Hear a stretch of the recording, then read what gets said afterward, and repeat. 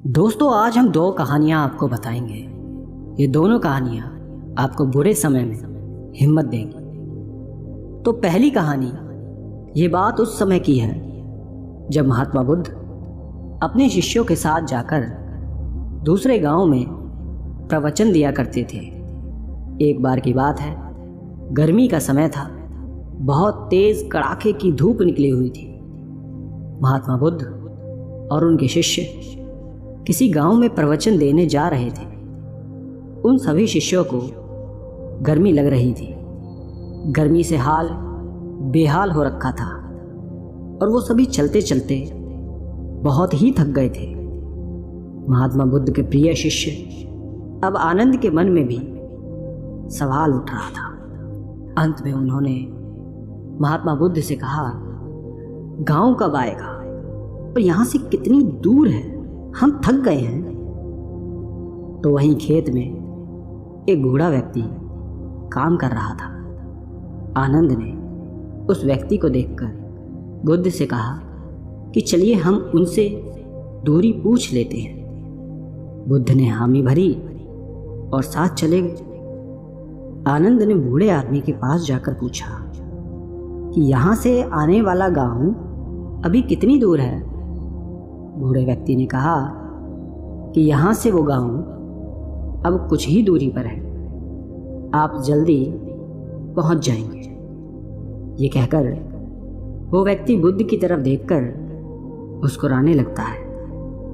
बुद्ध भी उस बूढ़े व्यक्ति को देखकर मुस्कुरा देते हैं। आनंद को ये समझ नहीं आया कि वो लोग क्यों मुस्कुरा रहे हैं, इसका कारण क्या है। मैंने भी ऐसी कोई बात नहीं की कि जो ये लोग मुस्कुराएं। आनंद के मन में ये सवाल अभी था ही कि वो लोग आगे निकल गए। आगे जाने के बाद जब फिर से गांव नहीं आया, तब आनंद के मन में फिर से ये सवाल आने लगा कि उस बुजुर्ग द्वारा बताए गए रास्ते के अनुसार अभी गांव आया नहीं। फिर रास्ते में आनंद को एक और महात्मा मिल गए। आनंद ने उन महात्मा से फिर वही सवाल पूछा कि आगे आने वाला गांव और कितना दूर है। महात्मा ने कहा कि ज्यादा दूर नहीं है, बस 2-4 किलोमीटर।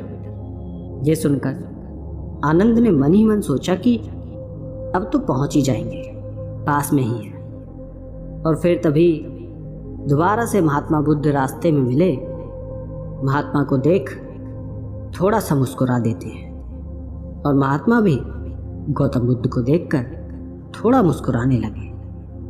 और फिर से एक बार आनंद के दिमाग में वही सवाल उठने लगता है कि आखिर दोनों के आपस में मुस्कुराने का कारण क्या है। परंतु वो लोग आगे बढ़ने लगे। काफी आगे बढ़ने के बाद गांव नहीं आता है।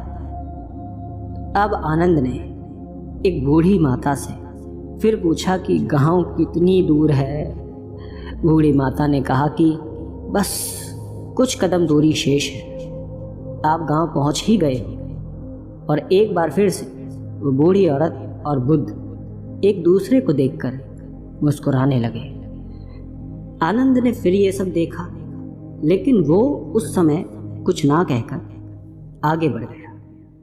अब भी गांव आने में समय था। आनंद की सब्र का बांध अब टूटने लगा था।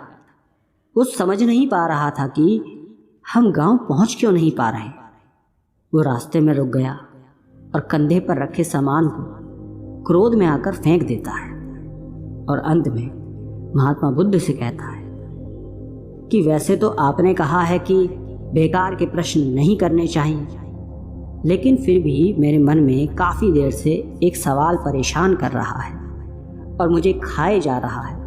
कृपया कर आप मुझे उसका उत्तर दे दें। बुद्ध ने कहा कि पूछो, क्या पूछना है। आनंद कहते हैं कि हम जिससे भी रास्ता पूछ रहे वो हमें बस थोड़ी दूर कहकर आगे बढ़ाए जा रहा है और आप कभी उन्हें देखकर मुस्कुराते हैं तो कभी उन्हें देखकर हंसते हैं और वो भी आपको देखकर हंसते हैं। इस चीज़ को कृपया मुझे समझाइए और ये भी बताइए कि कहीं हम गलत रास्ते पर तो नहीं चल रहे। तभी गांव ना आ रहा हो और इतना समय लग रहा है। बुद्ध आनंद की बात सुनकर कहते हैं कि आनंद, हम बिल्कुल सही रास्ते पे जा रहे हैं और जिस रास्ते से हम गांव जा रहे हैं वहाँ के लोग मुझे जानते हैं, क्योंकि मैं पहले भी इस गांव में जा चुका हूँ और मुझे इस राह की दूरी भी पता है और यहाँ के लोग भी ये बात जानते हैं और इसलिए वो लोग फिर से मुझे जाते देखकर पहचान कर मुस्कुरा रहे हैं। और जिस तरह हम लोगों को उनके लक्ष्य प्राप्ति के लिए उन्हें उपदेश देते हैं और उन्हें अपने जीवन के पथ पर सफलता हेतु निरंतर चलने को प्रेरित करते हैं, ठीक बिल्कुल उसी तरह राह में मिले हर एक व्यक्ति हमें हमारे कार्य पथ, हमारे मंजिल की ओर निरंतर बढ़ते रहने का उपदेश और राह देते जा रहे हैं,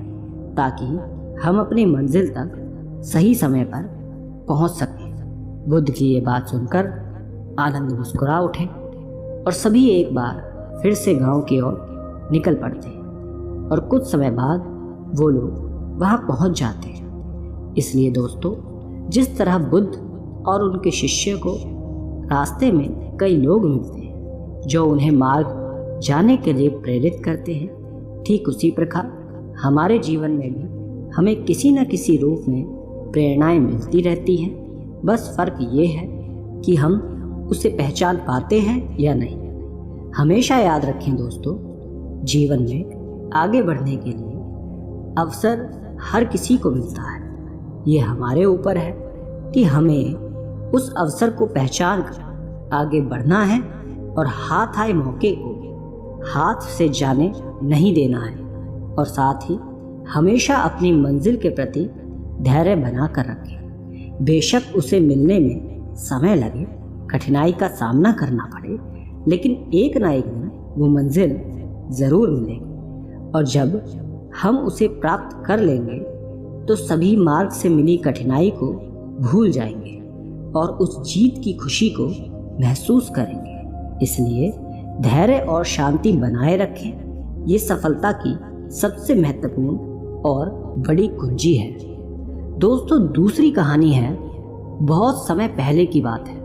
महात्मा गौतम बुद्ध जब भी भिक्षाटन के लिए जाते थे तब आम लोग उन्हें भिक्षा में अनाज तो देते थे या फिर जिसका वो जो सामर्थ्य होता था वो अपने हिसाब से उन्हें भिक्षा देते थे।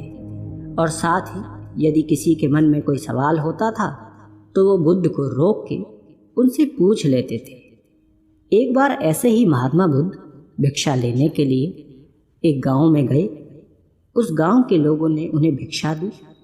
तभी एक व्यक्ति वहां पे आया और बुद्ध को भिक्षा देकर कहा, प्रभु, मेरे मन में एक सवाल है जो काफ़ी समय से चल रहा है, मुझे आपसे उसका उत्तर चाहिए। बुद्ध ने कहा, पूछो। उस व्यक्ति ने कहा, हम सभी के जीवन में सुख दुख उतार चढ़ाव लगा ही रहता है। हम सभी अपने जीवन की उलझनों में इतना उलझे रहते हैं कि उसे करीब से समझ ही नहीं पाते, न जीवन जी पाते हैं, बस दौड़ते भागते रहते हैं अपने घर की जिम्मेदारियों के प्रति, अपने सपनों के प्रति। परंतु जब हम उसमें असफल हो जाते हैं तो खुद को कोसने लगते हैं। हमें ये जीवन व्यर्थ लगने लगता है। हम लोगों की बातों में आ जाते हैं। हम अपने जीवन की अहमियत नहीं समझ पाते और पूरा जीवन ऐसे ही निकल जाता है और हम अंतिम समय में अफसोस करते हैं कि काश हमने जीवन को सही से जिया होता, उसकी अहमियत समझी होती। क्या आप मुझे बता सकते हैं कि जीवन का सही मूल्य क्या है? बुद्ध ने उस व्यक्ति की बात सुनी और उसे अपने पास से एक चमकीला पत्थर दिया और कहा कि जाओ और इस पत्थर का मूल्य पता करो, लेकिन ध्यान रहे तुम्हें इसे बेचना नहीं है, बस मूल्य पता करना है। उस व्यक्ति ने बुद्ध से पत्थर लिया और बाजार की तरफ निकल गया।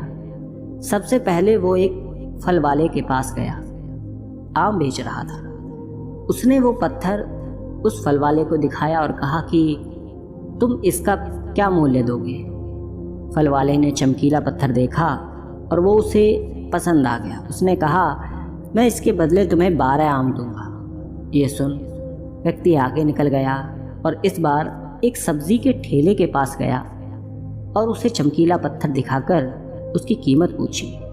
सब्जी वाले ने उसे देखा, कहा, यह तो बेहद शानदार पत्थर है, मैं इसके बदले तुम्हें 1 बोरी आलू दूंगा, तो मुझे ये पत्थर दे दो। व्यक्ति ये सुन फिर से आगे बढ़ गया और इस बार एक बड़ी अनाज की दुकान पर गया और उसे इस पत्थर को दिखाया। दुकानदार पत्थर को देखकर कहता है, ये इतना प्यारा पत्थर है, मैं इसे रख लेता हूँ और इसके बदले तुम्हें 5 अनाज की बोरी दूंगा। व्यक्ति 3 जगह घूम चुका था।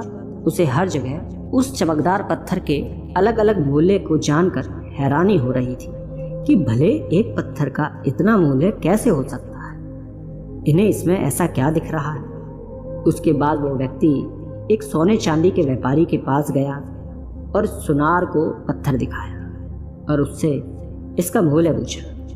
सुनार ने उस पत्थर को देखा और कहा, तुम मुझे ये पत्थर 20 लाख में बेच दो। वो व्यक्ति ये सुनकर हैरान था कि एक पत्थर की इतनी कीमत, पर उसने सुनार को बेचने से मना कर दिया।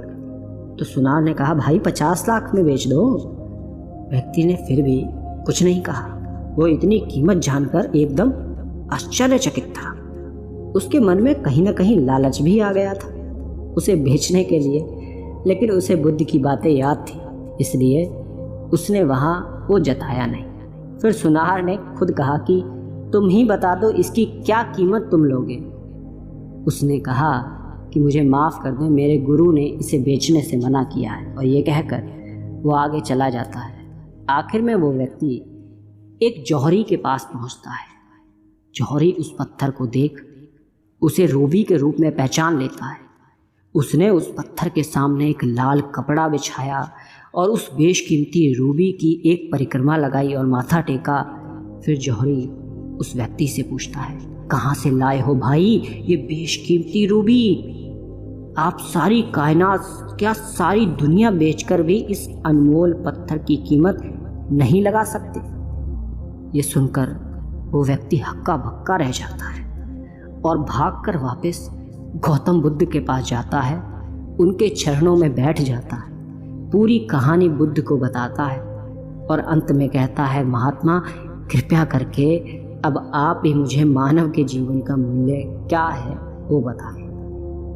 बुद्ध उस व्यक्ति को उठाते हैं, मुस्कुरा कर कहते हैं कि वो फल वाला जो आम का व्यापारी था, उसने पत्थर की कीमत 12 आम लगाई, सब्जी वाले ने 1 बोरी आलू कीमत लगाई, अनाज व्यापारी ने 5 बोरी अनाज, सुनार ने 50 लाख और अंत में जहां तुम गए उस जौहरी ने इसे बेशकीमती माना। ठीक उसी प्रकार तुम्हारे जीवन की भी यही स्थिति है। बुद्ध कहते हैं तुम भी एक हीरा ही हो, लेकिन फिर भी लोग तुम्हारी कीमत अपनी सोच, औकात, अपनी समझ और अपनी जानकारी के हिसाब से ही लगाएंगे। तुम अपना जीवन अपने हिसाब से जियो, अपनी खुशी से जियो, वर्तमान का आनंद लो। किसी भी चीज़ के पीछे बेकार में भागना बिल्कुल व्यर्थ है। अपनी जिम्मेदारियों को समझो, तब तुम उसे खुशी से पूरा करोगे। अपने सपने, अपने लक्ष्य के प्रति आगे बढ़ो, कदम बढ़ाओ, कोशिश करो, सफलता ज़रूर मिलेगी और आप अपने जीवन से स्वयं संतुष्ट भी हो जाओगे। बुद्ध की बातों से व्यक्ति का एकदम मन शांत हो गया था। उसमें अलग ही एक ऊर्जा आ गई थी। वो बुद्ध के चरणों को स्पर्श करके चुपचाप वहाँ से चला गया, उन्हें धन्यवाद कहकर। वो बुद्ध की बातों से बहुत प्रभावित हो गया था। उसे आज अपने जीवन का मूल्य समझ में आ गया। अब वो अपना मानवीय जीवन श्रेष्ठ कार्य में लगाना चाहता था। दोस्तों, हमें भी अपने जीवन और प्रतिभा का मूल्यांकन खुद करना चाहिए और पूरे आत्मविश्वास के साथ कोई काम करना चाहिए। अपने जीवन में हर वक्त शिकायत करने की जगह जो है उसी में अपनी खुशी देखनी चाहिए। फिर देखना जीवन आपको बोझ नहीं प्यारा लगेगा और तभी आप अपने जीवन से खुश और संतुष्ट हो पाएंगे पूरी तरह और जीवन का आनंद ले पाएंगे। अब ये आपको तय करना है कि आप खुद को कैसा बनाना चाहते हैं, 12 आम लायक कामयाब या बेशकीमती हीरा। ये निर्णय केवल आपका है, आप खुद लें। दोस्तों, क्या समझा आपने दोनों कहानियों से? कमेंट में नीचे लिखकर ज़रूर बताना। धन्यवाद।